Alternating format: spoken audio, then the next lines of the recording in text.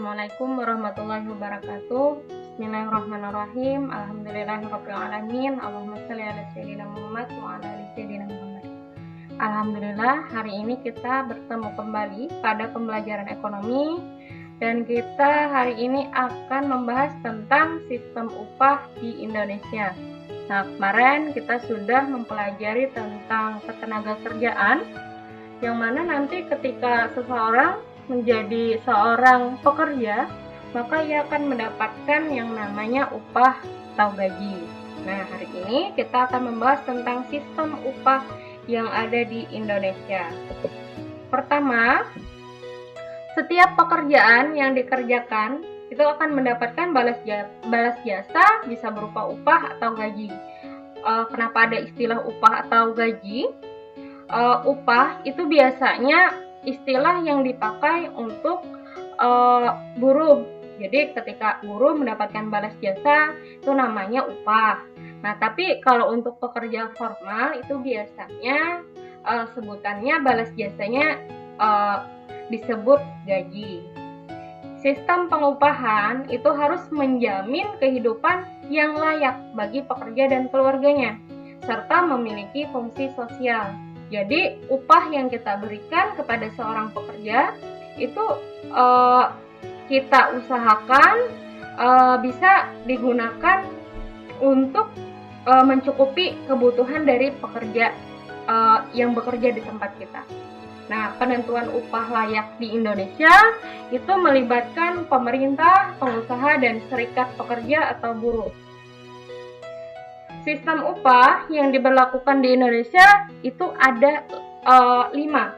Yang pertama ada upah menurut waktu, kedua upah menurut hasil atau upah satuan, yang ketiga upah borongan, yang keempat upah dengan sistem mitra usaha, yang kelima upah dengan sistem bonus. Yang pertama dulu ada upah menurut waktu. Nah, kalau menurut waktu itu merupakan upah yang jumlahnya dihitung berdasarkan waktu lamanya bekerja. Perhitungan upah menurut waktu ini dilakukan berdasarkan satuan jam, hari, atau bulan.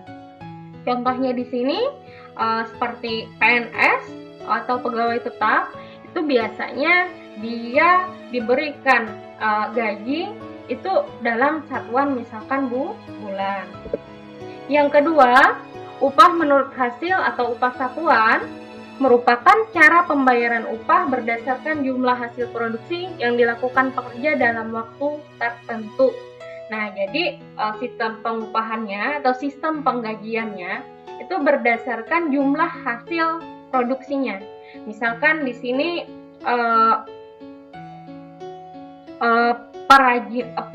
perajin teh misalkan, atau pemetik teh, atau misalkan juga penjahit yang ada di konveksi misalkan. Jadi dia diberikan upah berdasarkan berapa nih hasil kerjanya. Oh, ternyata pemetik teh tadi misalkan berapa kilo dapatnya dalam sehari, itu dikalikan misalkan per kilonya berapa untuk upahnya. Sama kayak penjahit, kalau penjahit itu dihitung dari satuan barang yang diproduksinya. Misalnya berapa buah baju nih yang bisa diselesaikan dalam waktu 1 hari misalkan. Berikutnya, yang ketiga ada upah borongan. Itu merupakan sistem pembayaran upah yang dilakukan dengan kesepakatan di awal antara pemberi pekerjaan dan pekerja. Jadi yang namanya upah borongan itu dia ditentukannya di awal sebelum pekerjaan itu dilakukan. Nah, jadi misalkan nih biasa kita sebut pemborong ya, atau misalkan ada perusahaan-perusahaan tender misalkan yang untuk pembangunan jalan, terus pembangunan jembatan misalkan. Kontraktor lah ya kita bisa sebut. Nah, itu biasanya sistem pengupahannya adalah sistem upah borongan. Yang keempat ada upah dengan sistem mitra usaha atau co-partnership. Nah, pada sistem mitra usaha itu pekerja memperoleh upah dan tambahan upah berupa saham atau obligasi. Tapi kalau sekarang itu yang lebih mudah lagi kita pahami, sistem mitra usaha ini yang seperti adanya, misalkan ada reseller, ada marketer, ya kan? Atau ada juga distributor. Nah, itu bentuknya sistem mitra usaha. Jadi misalkan berapa persen nih nanti dia akan mendapatkan upah jika misalkan barang yang laku itu misalkan segini. Nah, itu kan ada target-targetnya dari pihak misalkan perusahaan inti atau misalnya dari agennya. Terus yang kelima, ada upah dengan sistem bonus. Nah, ini merupakan upah tambahan yang diterima pekerja selain upah tetap. Nah, jadi dia mendapatkan dua upah nih. Ada upah yang upah tetapnya, misalnya dia sebagai karyawan di perusahaan, misalkan diupah menurut satuan waktu, misalkan tiap bulan dapat gaji, misalkan. Nah, terus kalau upah sistem bonus, itu tambahannya, Nah, jadi dia mendapatkan dua upah nih. Misalkan karena dia bisa menjual barang misalkan sesuai target dari perusahaan, bagian sales kan biasa. Nah, itu maka dia akan dapat gaji utama sama dapat bonus. Nah, bonus itu sesuai dengan capaiannya. Nanti dia bisa menjual produk itu lakunya berapa pieces gitu ya. Nah, terus penetapan upah minimum di tiap-tiap daerah itu juga berbeda-beda. Nah, beberapa faktor yang mempengaruhinya, yang bisa mempengaruhi upah dari misalnya di kota ini dengan di kota A dengan di kota B itu berbeda, itu ada beberapa faktor yang mempengaruhinya. Yang pertama, untuk pekerjaan yang membutuhkan keterampilan atau keahlian tinggi dan jumlah tenaga kerja yang langka, itu upahnya cenderung tinggi.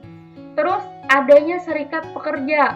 Nah, jadi ada sejenis kayak kita sebut itu seperti komunitas ya. Nah, yang ketiga, kemampuan perusahaan dalam membayar upah tenaga kerjanya. Nah, jadi dilihat dari kemampuan dari perusahaan juga. Jadi antara perusahaan A, perusahaan B, perusahaan C itu bisa saja gajinya tidak sama. Ya tadi tergantung dengan kemampuan perusahaan untuk menggaji karyawan. Yang keempat, produktivitas. Nah, makin tinggi prestasi pegawai, makin tinggi upah yang akan diterima. Jadi dilihat nih prestasinya bagus kada kinerjanya. Nah, itu nanti juga mempengaruhi terhadap upah atau gajinya. Terus yang berikutnya biaya hidup. Nah, biasanya kalau di kota-kota besar itu biaya hidupnya tinggi, upahnya juga akan cenderung tinggi. Yang terakhir pemerintah. Nah, peraturan tentang upah minimum itu merupakan batas tingkat upah yang dibayarkan kepada pegawai. Sebenarnya kan pemerintah sudah punya standar upah minimum. Jadi disarankan misalkan kepada perusahaan itu minimal segini loh untuk menggaji karyawan. Tapi nanti dibalikan lagi kepada kemampuan dari perusahaannya. Mampu nggak menggaji karyawannya sesuai dengan upah minimum paling tidak, ya. Sekian untuk pertemuan hari ini. Jika nanti ada pertanyaan, silahkan disampaikan. Semoga bermanfaat. Assalamualaikum warahmatullahi wabarakatuh.